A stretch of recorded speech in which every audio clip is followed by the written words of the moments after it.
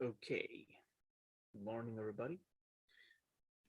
Welcome to a new session. Um, I'm glad to see you and hear you again. Um, well, today we are going to continue with the previous session about bureaucracy. We're gonna end, that chapter, and then we're gonna continue with um, some grammar if we got time about definite, indefinite articles and zero articles too. So here we go again with the chapter about bureaucracy. We were dealing a little bit with this content in the previous lesson. We're going to review quickly what it is about. Bureaucracy refers to the official rules and procedures used by public services. Normally to control an organization or a country. Sometimes when we talk about bureaucracy, it has a negative connotation. Unnecessary rules, long waits, lines, queues, lots of documents and forms, and so on. Dígame, ¿qué pasó, Tania? ¿Puede hablar un poquito más fuerte, profe? Es que está muy despacio. Ya, no hay problema. Me voy a acercar un poquito.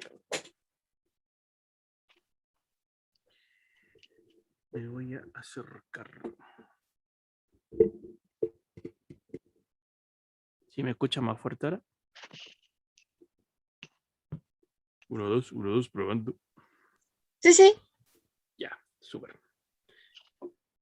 Entonces, ¿qué les estaba diciendo? Ya, con respecto a bureaucracy, entonces, it's a word with a negative connotation.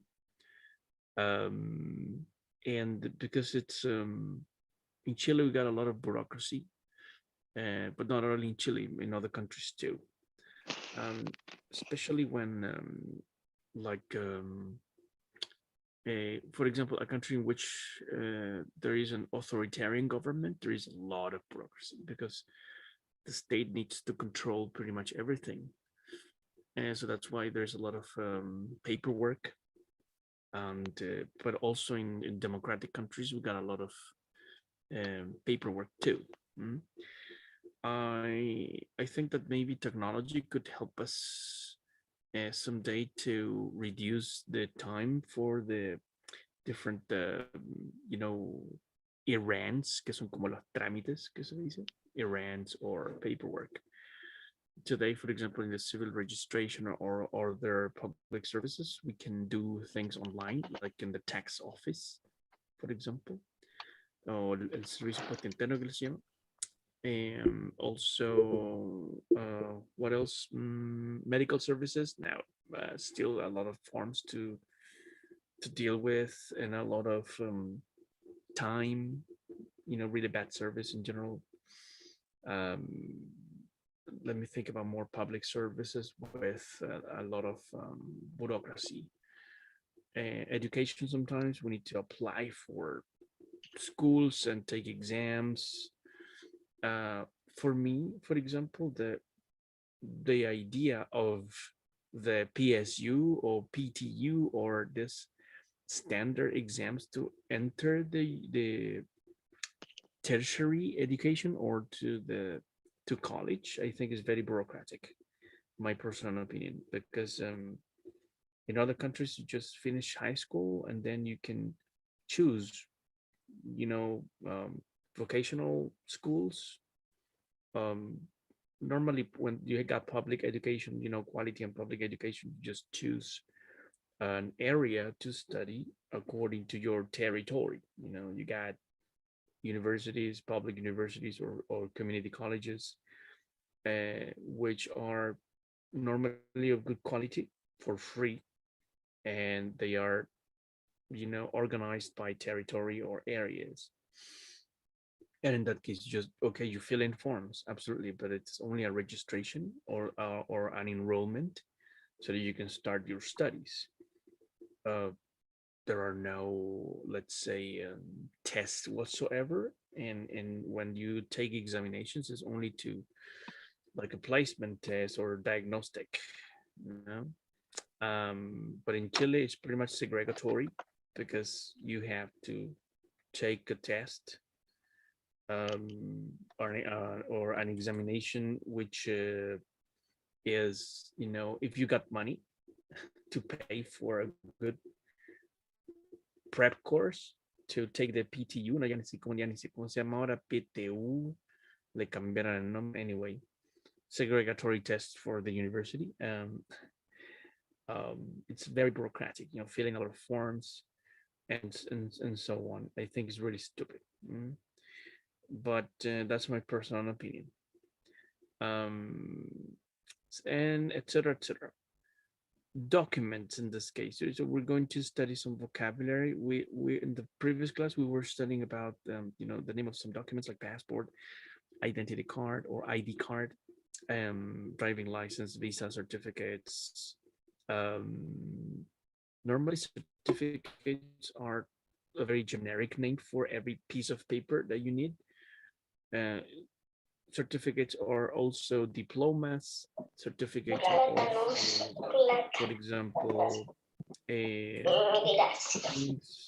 things like medical certificates, como la licencia médica, you know, medical certificates, exam certificates, birth certificate, marriage certificate, etc., etc., etc. You know, certificates is pretty much like pieces of paper que se usan para todo. Actually, for example, the bachelor's degree, como el grado académico, is also a certificate. You know, like maybe more fancy or fancier, but es un certificado. And the title too, el título, it's pretty much like a certificate too, like, you know, bigger with stamps and everything, but it's a certificate. So, cuando uno presenta, por ejemplo, licencia médica, en English se dice, puede ser medical leave, que es como la situación de la licencia médica, como es el medical leave. Pero presentar el documento es un medical certificate. Okay, entonces el documento físico es el medical certificate. What else? More vocabulary. Officials often check. You know, officials check in the airport. Officials check and the check services. You know, officials normally is the name given to public servers, people who work for public services. And they check, look, and examine your documents. For example, the police may check your driving license and or your ID card, which is for me very undemocratic, but anyway, they do it. Passport officials may check your identity card in the airport. Yeah, that's true. And some of these documents are for fixed period of time. For example, the visa may be for 3 months, 6 months, 1 year, 2 years, and so on. Also, for example, the English certifications. Ahora me acordé de eso. English certificates, like for example, the TOEFL, the TOEIC, the Certificate of Advanced English, those are certificates, they last for 2 years. Okay, so then you have to renew the certificate of English, for example, if you got a certification, because it expires, o sea, vence. So another example, your visa runs out or expires too. And the food also expires, but that's a different case. So if you want to, for example, if immigrants or people from other cultures or ethnicities or whatever living in Chile, they need to renew, for example, in this case, their certificates. They need to renew, for example, their visas. They need to renew their IDs.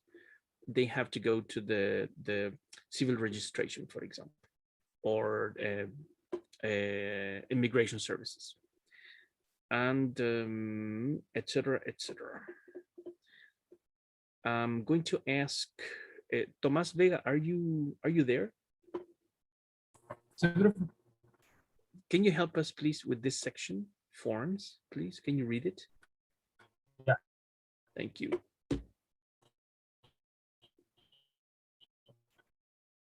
Sí. Pero profe, me acaba de hacer que tengo el internet medio tonto. Ya. No sé si me Lo, escucho bien. sí, te escucho. De repente se corta, pero un poquito. Si queréis, Ya, ya. dale nomás si Sí, queréis. mejor paso porque no quiero entorpecerle la clase. No, no, pero dale nomás, dale. Sí, ahora se arregló. Ya. Okay. There are also situations where you need to fill in or complete forms. Here are some. Leading card, a form you may have to fill in when you enter another country. Enrollment form, a form you often fill in when you do a course, go to a school or college, etc. It may also be called a registration form. Application form, a form to write details of yourself, often when applying for a job. With almost all forms, you will need to sign them, which is write your signature. Ahí hay un ejemplo de una firma. ¿Ya? There you go. There you go. Excellent. Thank you very much, Tomás. Perfect. You're welcome. So, yeah, fill in is the common word to complete forms, como llenar. Llene este formulario, ¿cierto? Fill in this form. So you have more forms, like infinite types of forms, according to the institution. Some of them are landing card in this case, which is like a card. It's not exactly a card. It's just a form, como un formulario, that you fill in when you enter another country, for example. Enrollment es como la matrícula en este caso, es como el formulario de matrícula o de inscripción que se le llama. Es un enrollment form. Application form normally is when you apply for a job, for example, or when you apply to a scholarship. You need to fill in applications. They can be online or they can be physical, of course. I remember when I was some years ago, I wanted to migrate to Canada. So I was filling in application forms and they were eternal, really long, really long. A lot of things. They asked you pretty much about everything.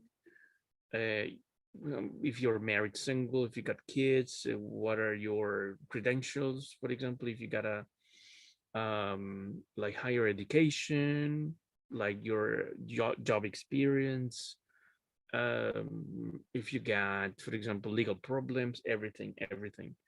So but in this case I just stopped. I mean, I didn't continue with the application. I just left it there. They used to call me from Canada to ask me, are you going to continue with the application form? It's like, no, not for now, thank you very much. It was too long.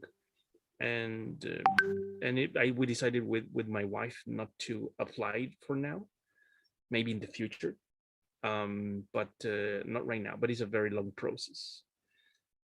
Some time ago, yesterday or 2 days ago, I was reading a piece of news about Canada.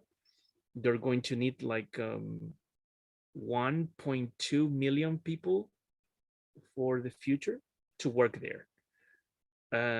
It's a plan that they have, like a recovery after COVID-19, and the Canadian government issued like in this case a program in which they are going to receive 1,200,000 people in the period of maybe 2 to 5 years, and they're because they will need workers normally in the in areas like agricultural areas, because they need people to reap for example, crops, como los cultivos, they pay good money. And it's a good way to work for some time, save money, but then you can stay there if you want to apply for a citizenship or study there. I think it's a good way to enter the enter Canada officially. You know, very different from the policies from other countries, of course. You know, but Canada normally is pretty much the true American dream, not the United States. Canada is the true American dream, right? Um, Good education, good health services. So if you want to apply someday to go and work in Canada, just go for it. I got some family actually over there. Vamos a Canadá, dice. Andar en alces, dice la Alejandra. Yeah, I would love to ride some deer. Let's go, dice. De hocico a Quebec, dice Tomás. Yeah, absolutely. You know, it's a great country to live. Yeah. All right. Let's continue with this formal language. In this case, there are some expressions, you know, using in English forms, like typically the date of birth, country of origin, marital status, date of arrival, date of departure, age, for example, studies or noun, job experience, blah, blah, blah, blah. All of those expressions that you need to fill in a physical form or digital form, all right? Normally today, because of the pandemic, I think the most common way to extract information from people is via digital forms. I remember when I was doing something on FONASA, I had to filling like a digital form on fonasa.cl, or for example, all the services that you need to apply for, como el famoso de clase media and stuff like that, to filling things on the tax services, you know, and so on. And input is the word, como ingresar, como input a lot of information about, o dice, su conexión de internet es inestable. Rayos, voy a apagar la cámara porque se me está cayendo el internet. All right. Bureaucratic problems in general. Bureaucracy implies queues, que son como las filas, especially in the pandemic, you know, a lot of queues.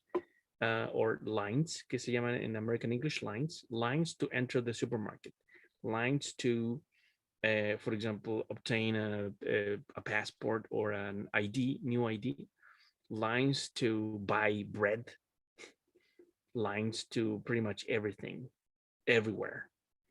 Okay, lines to live, actually. So yeah, and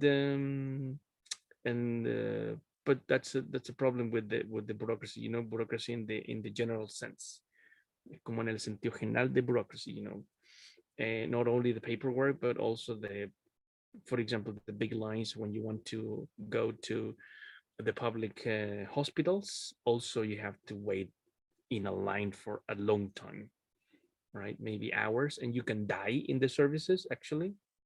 So it's the worst example of a bureaucratic system in Chilito. So now we're going to do some exercises about related to the vocabulary in this case. 83.1, ya lo habíamos hecho con la otra sección. No habían dado ejemplos de, por ejemplo, card, como estos son como los collocations que se llaman, combinaciones de palabras, ¿cierto? Credit card, debit card, birth certificate, death certificate, ¿cierto? Driving license, gun license, school form, travel form. All of those, you know, are documents in a bureaucratic system. We're going to do this one, que no lo alcanzamos a hacer con la otra sección, así que lo voy a hacer con ustedes. Hold on, déjenme ver, voy a reducir un poquito el text size. A little bit. Okay.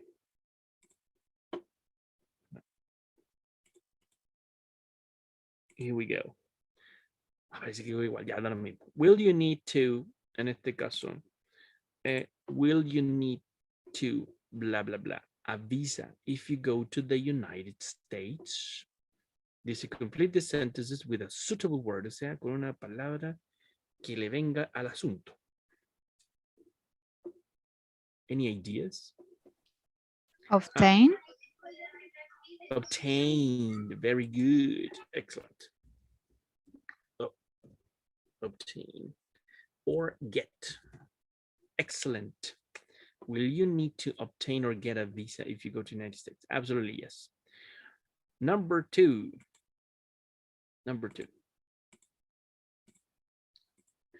I was surprised that nobody my passport when we arrived in France. Stole. Check. Asked for. Okay, stole, check, and ask for. Yeah. Stole, I think it's a very interesting word in this situation. Sorry. No, it's okay. It's okay. I think it's very. Aplica a very, Latinoamérica nomás. yeah, I was thinking about that. Estamos tan acostumbrados a vivir en Chile que como stole es como normal, así que lo entiendo. Nobody stole my passport. Es como... Salió buena esa, muy buena. El Vicente dice como que en todo el mundo nos asaltan. Oye, si te pueden asaltar en Francia también, ¿por qué no? But Chileans in France, yeah. I was thinking about that. Te asaltan en Europa, pero puede ser un Latin American guy. En las Europas la gente cuelga las carteras a las sillas sin cuidado. Ah, that's true. Yeah, that's true. Oh, that's so crazy. I was surprised that nobody checked my passport. I think that's asked for también sirve. Igualito, Chile.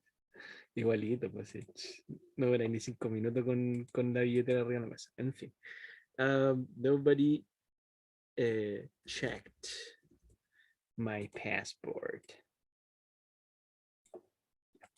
Es solamente lack of education en todo caso. La razón de todos los males es lack of education. Entonces, check my passport when we arrived in France. Dice number 3. Vamos por number 3. Dice, could you this form, please? Hay un síndrome de depresión que se llama síndrome de París. Like Complete. complete. Sí, también Fill in. complete. Fill in. Excellent. Very good. Fill in and complete.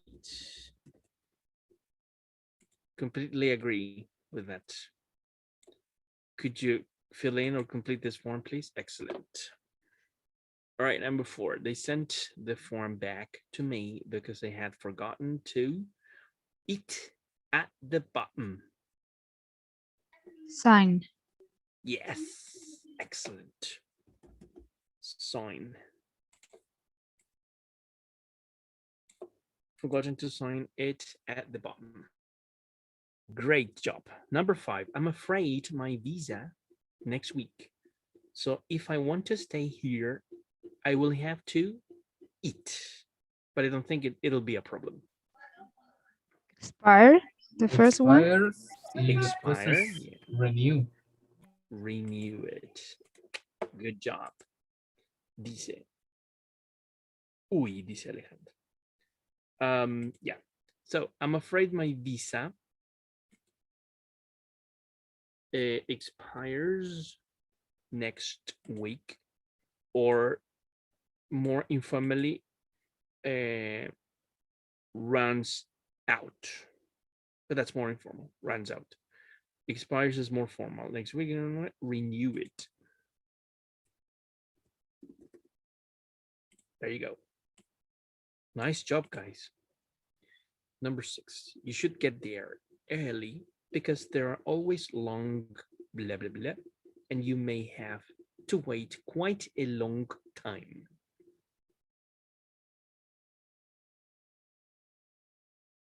Q.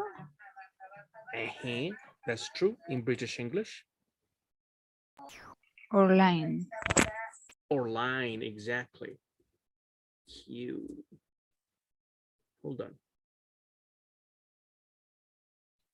Ay, ¿cómo me puedo estar equivocando en algo tan básico? Ahí está. That's the word. Profe, se escribía Kewes. Yep. There you go. Lo que pasa es que yo uso line.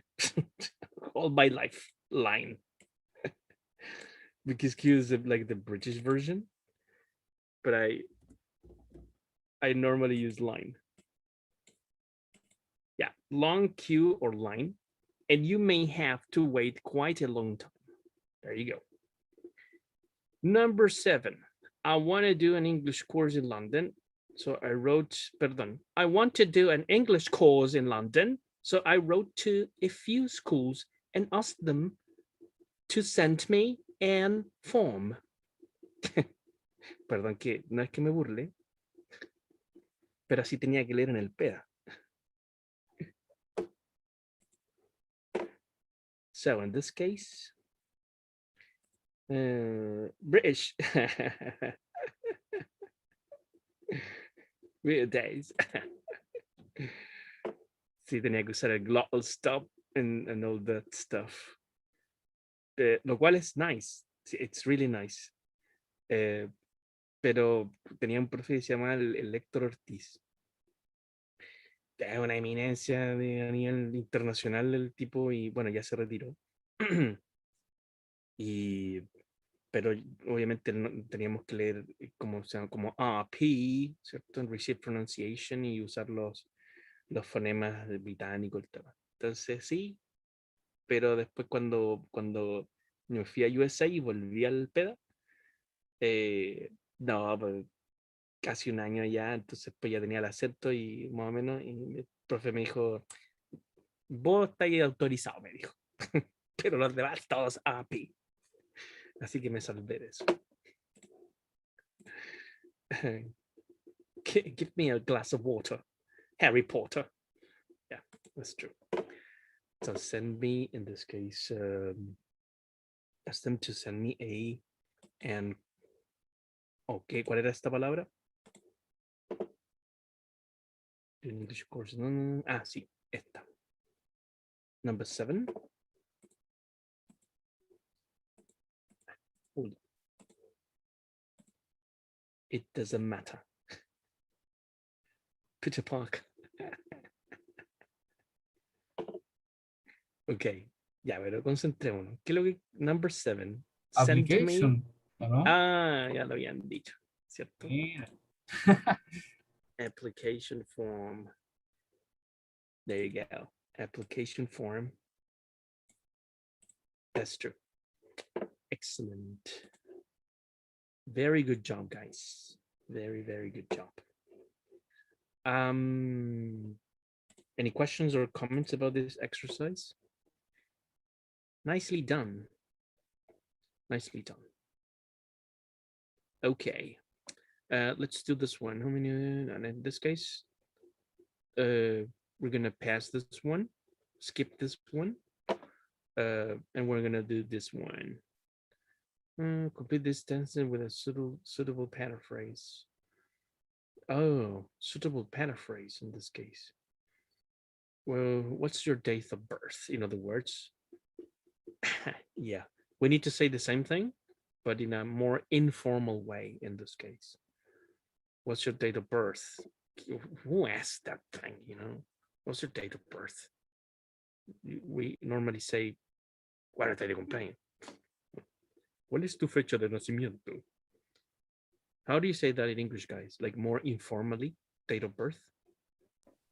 When is your birthday? Exactly. That's true. That's true. When's your birthday? I'm gonna type it here. When's your birthday?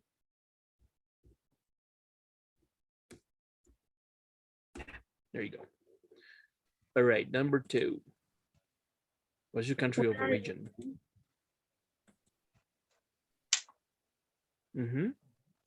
What was that? Where are you from? Exactly. Where are you from? Excellent. You can also say, where do you come from? Yeah, I think it's a good way to. Where do you come from? I'm gonna type it here. Where do you come from? You can have more than one version, okay? No problem. Where do you come from? Number 3. ¿Cuál es su estado civil? Are you single? There you go.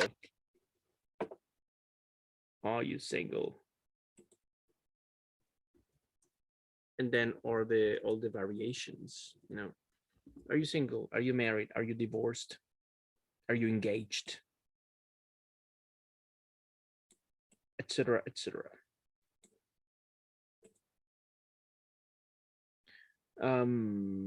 Number 4.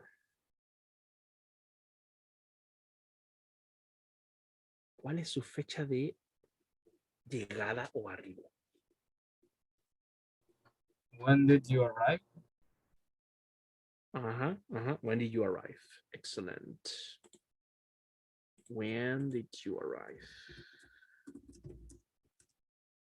There you go. When did you arrive? Any other variation in this case? Tengo una, pero no se lo voy a decir al tiro. When did you come? When did you come here? When did you get here? When did you come or get here? There you go. Esto lo voy a poner aquí en slash. All right. And when's your date of departure?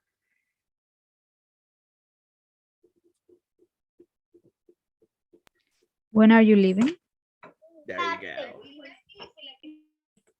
Excellent. When are you leaving? When are you leaving? Perfect. There you go. That's right. You know, formality versus informality. Good. And what time is it? Yeah, 10:54. See, we got time. I asked some English people what they felt about bureaucracy and also about problems they had with bureaucracy. What about you? How do you feel? Have you had any problems? Write down your thoughts and problems, then compare them with the replies from British people in the answer key. El answer key no está aquí, sino que está al final del libro. Pero aquí vamos como, en resumen, como 3 de las quejas no más normales sobre la burocracia. For example, ¿qué podríamos escribir acerca de bureaucracy in this case? The lines are too long. Again, please, again. The lines are too long. Exactly, lines are too long. Absolutely long. Or queues are too long. Very good. I'm gonna read the chat. ¿Por dónde empezamos? ¿Qué quiere que le diga? Lines are too long. Yes, absolutely right. Empiece por donde quiera nomás, chiquillos. ¿Qué más? ¿De qué más nos podemos quejar sobre bureaucracy?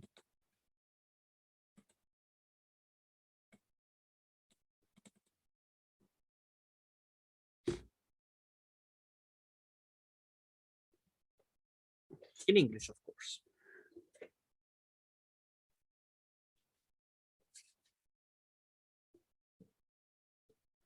Give me another sentence. Lines are too long.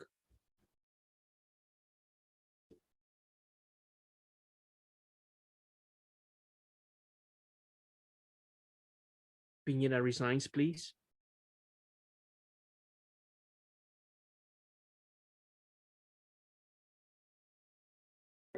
Profe, no sé cómo decirlo, a ver. The forms, we are not very easy. They are complicated. Yes, excellent. Forms are too complicated. That's true. Forms are too complicated. I agree. What else? Bueno, tenemos también los conceptos de paperwork, que es como el papeleo, y errands, que son como el hecho de salir de la casa, andar de un lado para otro, ¿cierto? Y volver tarde y cansado. Eso se llama errand. So many papers and little opportunities. Very good. Ahí está. Ahí llegó the corruption in the government. Yeah. You know how associate corruption in this case? For example, some people, they hack the system, you know, through this fake receipts, como las boletas falsas, ¿cierto? Boletas falsas. Remember the Penta thing, you know, like some companies, corporations, and in this case, financing the politicians illegally. So they used, of course, the bureaucracy in favor of their, in this case, illegal issues, right? So because you know, issuing or doing a receipt is okay, but not for the correct reasons, not for the right reasons. In the case of Penta, for example, case, the Pentagate, some also called. So corruption in government, yes, absolutely true. Government.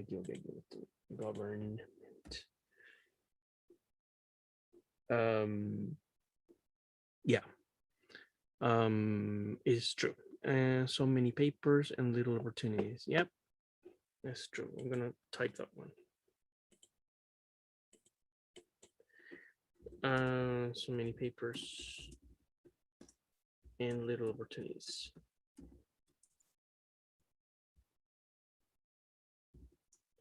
I come back to the PSU thing, you know, for me the PSU, PTU, whatever is, I think is really segregatory. So many papers and applications for something that is a right. It's in the actually in the constitution that everyone in this country has the right to obtain education, but you need to fill in so many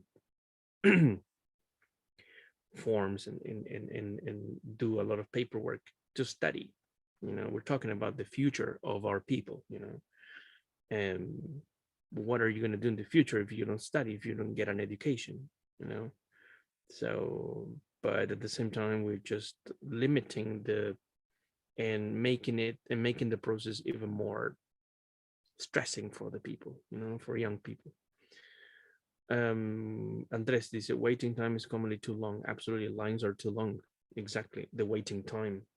Well, lines and waiting time can be different because waiting time is commonly too long.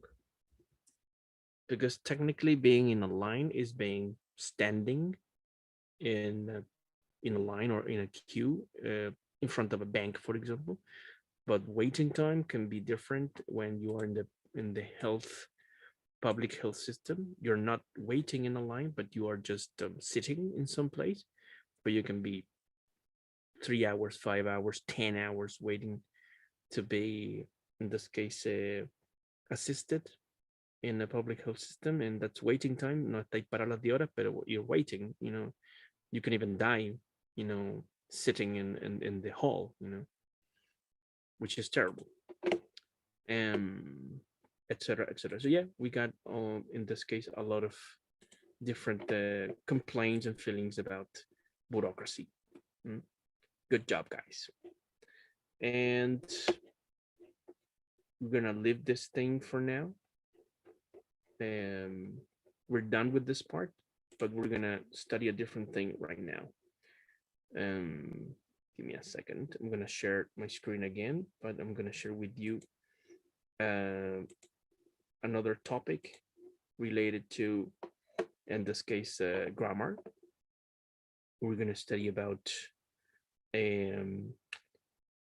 or review definite and indefinite articles plus zero articles. Give me a second.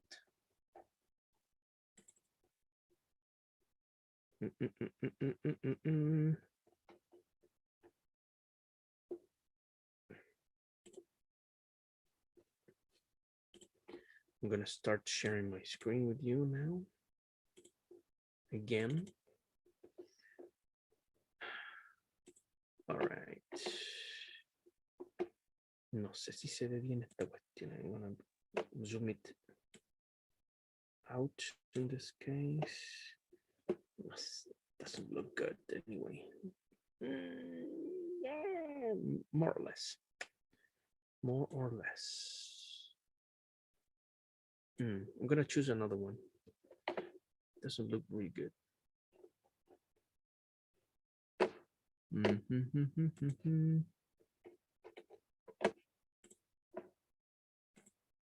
Let me find another one. Here.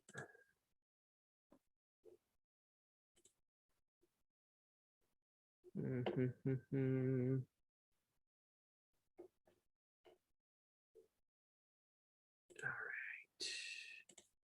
right. Oh, it's pretty much the same thing. And the. Yeah, I'm gonna use this one. All right, I'm gonna try to make it bigger anyway.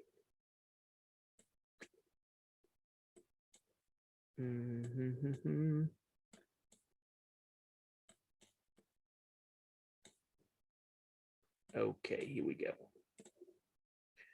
Yeah, we're gonna review about a and the and zero article. I know this is kind of an easy topic, but we're gonna focus on zero article, right? The zero article in this case, the meaning is no article whatsoever. So we don't use it in this case in the following situations. When we speak in general, we don't need articles. Yeah, when we speak in general about plurals, for example, in this case, coats are useful in winter. Coats in Spanish is pretty much like los abrigos, but you don't put the coats. You just write or say coats because you're talking about coats in general, right? When you say the coats, you are talking about specific group of coats. Maybe the coats that you have at home, maybe the coats that you see in a shop, in a store. The coats is a specific group, a number of coats. But when you say coats, you're talking about all the coats in the universe, all right? And it works pretty much with everything in English. Cats are incredible. Dogs are tender. Babies are cute. And you're talking about all the babies, all the cats, and all the dogs in the world in general, right? And so we never use the in that case. Also, we don't need the with most countries. Portugal is a nice country. Chile is a nice country. Or for example, Canada is a nice country. Unless the name of the country starts with the. For example, the United States of America. The name of the country starts with the. The Netherlands. The Netherlands. Los Países Bajos starts with the, because that's the name of the country, you know, the Netherlands. Or for example, any other country which starts with the. In all the rest of the cases, countries in this case, they don't take the at the beginning. In which cases we use the, for example? We use the when we're talking about something for the second time. For example, I bought a dress and a skirt. The dress was very expensive. So in this case, you're naming again an object that was already named, okay? And you're going to specify which object you're talking about. The dress was very expensive. Another case, there is only one of its type. For example, the sun is burning my skin. So you're talking about the sun because it is the sun that gives us light. I know that there are many stars around the universe, but we're talking about the sun, which is our sun. In that case, the sun is burning my skin. It's okay. We're not saying, we don't say a sun, como un sol me está quemando la piel. No, porque el otro sol está como más lejos que 8. It's the sun, right? It is clear what we're talking about from the situation. In this case, es otro caso. It's clear what we're talking about from the situation. Pass me the salt, please. You know, pass me, no se dice pass me salt. Se dice pass me the salt, please. Because we know that is the salt which is on the table, right? And normally it's one salt shaker, only one, sometimes two, right? Pero en ese caso igual se dice pass me the salt. Puede ser cualquiera de los dos, all right? And next case is expressions. In this case, cuando these expressions ya están hechas, se dice así por la costumbre, you know, el uso social. Expressions, play the piano, play the violin, play the guitar, son todos con D. No se dice play piano, play violin, ¿cierto? Se dice play the violin, play the guitar, etc. Es distinto cuando dice, oye, tócate la batería, play drums, ahí sí. Yeah, pero cuando es the piano, the violin, the guitar, se dice así porque todos lo dicen así. Go to the doctor. In this case, también es una expresión que todos dicen igual. Go to the cinema or in the south.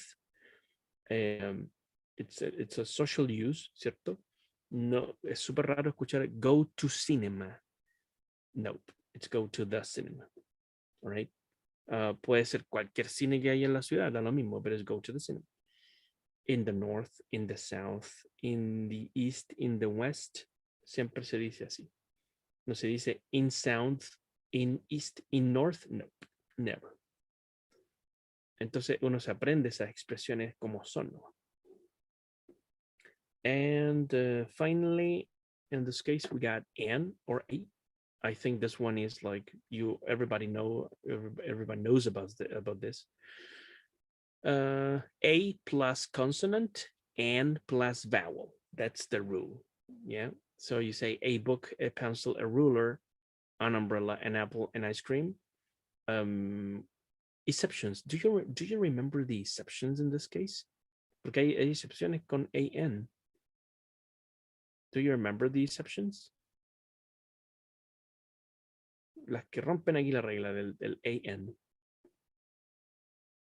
¿Se acuerda alguna? ¿Cómo se dice una universidad?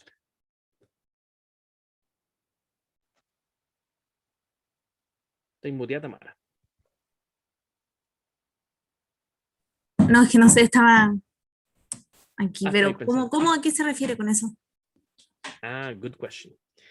Ustedes saben que algunas palabras se escriben con vocal, pero esa vocal inicial suena como consonante, o por lo menos en fonética inglesa se entiende que es como una consonante. La pregunta era, ¿cómo se dice una universidad en English? A university. Very good, a university. ¿Por qué no se dice an university? An university, si la palabra empezó con vocal U. ¿Alguien sabe? ¿Será porque es como una institución? ¿O nada que ver? Not exactly. Tiene que ver con los sonidos. Ay, pues lo voy a decir en español. Yo creo que es porque el fonema se escribe con esa, que es como J de you. Exactly. Exactly. That's the answer. That's the answer. Lo que pasa es que el sonido you es una semivocal. O sea, se acerca más a una consonante que a una vocal en fonética y fonología.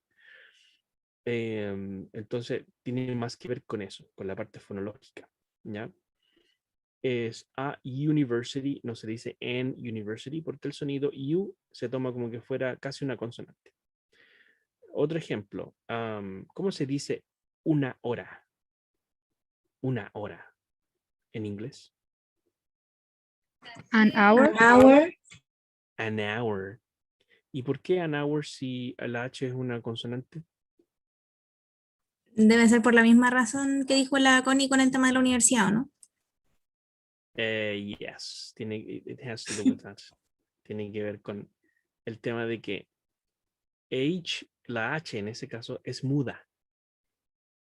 No es, digamos, donde tiene el sonido aspirado, ¿cierto? De house, por ejemplo. Cuando dice house o home, estás usando un sonido aspirado y eso es un sonido consonántico. Pero cuando uno dice hour, está utilizando como una especie de, como un triptongo que se llama, ¿cierto? Entonces la H básicamente no suena, por lo tanto se dice an hour. ¿Ok?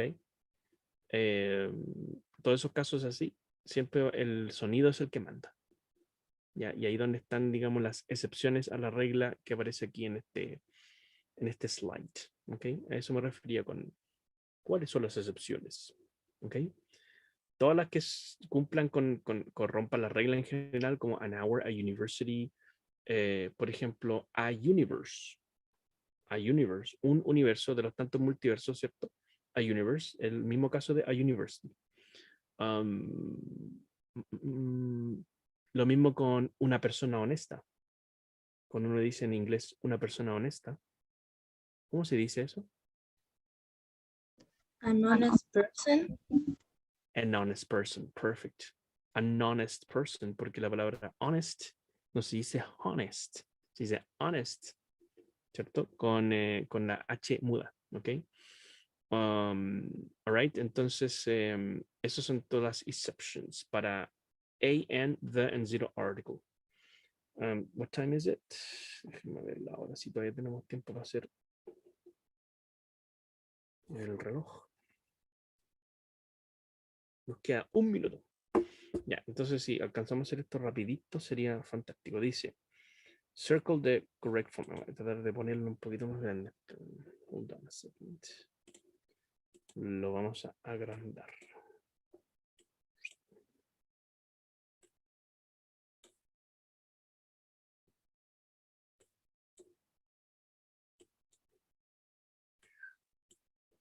All right, here we go. 1 minute. Dice, circle the correct form. Tenemos 1 to 6. Number 1 dice, who's the man in the A card? ¿Cuál sería lo correcto en number 1 en este caso? The. Who's the man? Who's the man in? In a car. In the. Who's the man in the car? The. Excelente. ¿Por qué who's the man in the car? Porque cuando yo digo la oración, 99.9% de seguridad de que estoy viendo lo que estoy viendo una imagen o estoy viendo el auto con el hombre. Entonces, como estoy hablando de ese auto y de ese hombre específico, yo digo who's the man in the car. No cualquier hombre en cualquier auto. Es ese hombre en ese auto. Por eso es the man in the car. Good. Number 2. Where's in or the ticket?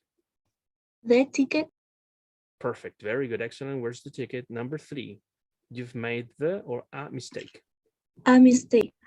Ah, You've made a mistake. Very good. No es the mistake, porque no es como el error tremendo, el error que te mandaste.